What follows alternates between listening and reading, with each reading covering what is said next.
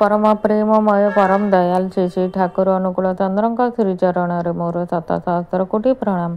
परम आराध्या जगज्जननी बड़मा श्रीचरण मोर प्रणाम। परम पूज्यपाद बड़दा श्रीचरण मोर प्रणाम। पूज्यपाद आचार्य देव श्रीचरण मोर प्रणाम। मोर ही वीडियो देखुवा अगणित इष्ट प्राण गुरु भाई गुरु माँ मानक मोर अंतरु श्रद्धापूर्वक जय गुरु। मोर यही चैनल मु समस्त श्रद्धार सह स्वागत जनाऊँगी। आज प्रसंगटी होउछि प्रेम भक्ति विकासर लक्षण। ये संपर्क में श्री श्री बड़दा कहले जो मानक मध्यरे प्रेम भक्ति आसे से माने हिसाब करंतिनी कि किए कौन कहिला, किए सेमानंकु प्रणाम करिला, किए करि पारि, किए टंका देला माने प्रणामी देला, किए बा देलानी, ए सबु से माने ख्याल ही करंतिनी।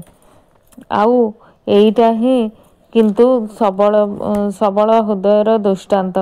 जो माने दुर्बल से माने कपट हुअंती, से माने मिथ्यावादी ओ निंदुक अटंती, से माने मिथ्या दोषारोप करंती, अन्य मानंकु चातुरी फिकरे मिथ्या अपवादरे नाना घटना सजाई थांती। दुर्बल हृदयर व्यक्ति माने पुणी अर्थ मान जस प्रत्याशी, से माने इष्टंक काम छलनार बुलंती, से सबु प्रत्याशा पूरण आशारे। तेणु एमाने इष्ट काम नामरे अनिष्ट ही करिथांती। एमाने संघ स्वार्थर विरोधता करने भी पछघुंचा दियंतिनी। प्रेम भक्तिर धार भी धारंतिनी। मुहरे हुए तो बड़ बड़ प्रेम भक्तिर कथा कहती। श्री श्री बड़दा कहले भक्तिर भाव को जदि तीव्रतर करा जाए ताहले निजर भक्ति बढ़े। कौन करी भक्तिर भाव को जदि भांगी दिया जाए ताहले निजर भक्ति कमे।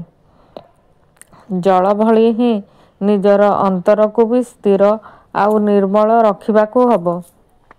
ताहा ही सही माछ गुड़िक भली तुमे ईश्वर को देखि परिबो। श्री श्री आचार्य देव कहले जणे कौनसी जणे महात्मा निकटरे जणे बाचाल व्यक्ति आसी कहूची आपण मते ईश्वर दर्शन कराई दे पारिबे।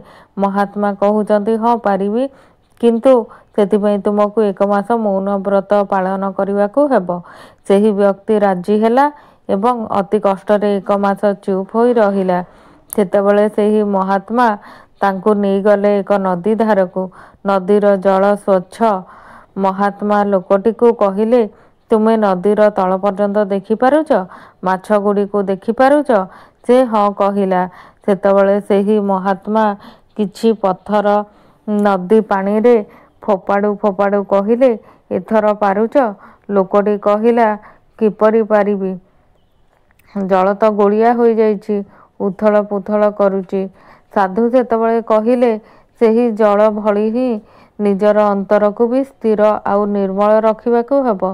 तेबे ही सेही माछ गुड़िक भली तुमे ईश्वर को देखि परिबो। आउ ईश्वर सिए ही जे अणु को महत् करी तोली पारंती।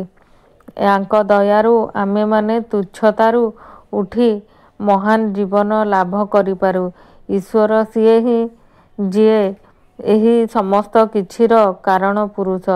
मु भी सामान्य मानव, किंतु आपणक सामनारे जा किछि कहिली से सबु ही मोर ठाकुरंक कुहा कथा। मु तांकु जेते टिके जहा भी जानिछि बुझिछि सेपरि चिंता करिछि, सेही परि भाबे। मोर एही सेही ईश्वरंक श्रीचरण रे मोर कोटि कोटि प्रणाम। जय गुरु।